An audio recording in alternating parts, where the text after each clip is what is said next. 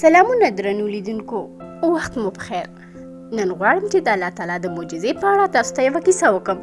راځئ تر پایه یې وګورئ او زموږ چینل در سره سبسکرایب کړئ. یو ځوان چې د پوځ سرتیری و، هر وخت به پرې ظلم کېده او رټل کېده به، ځکه چې تور او پر الله تعالی یې ایمان درلوده. یو ورځ د ټولي قومندان غوښتل چې د ټولي په مخ کې یې بې عزته کړي. نو ورته یې وویل: ځوانه، دا کیلي واخله او دا موټر یو طرف ته ودروه. ځوان ورته وویل: زه موټر نشم چلولی. قومندان ورته وویل: نو بیا دې له خپله خدایه کومک وغواړه او موږ ته وښایه چې الله تعالی وجود لري.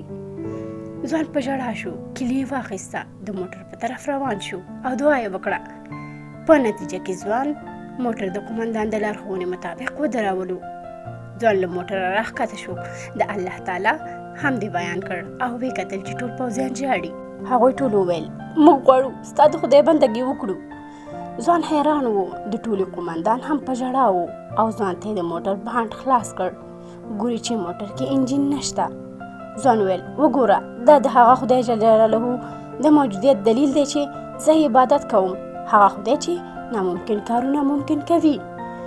تاسو به هم فکر کوئ چې بعضې کارونه ناممکن دي، خو الله تعالی هر ناممکن کار ممکن کولی شي. سبحان الله. له لیدلو مو مننه.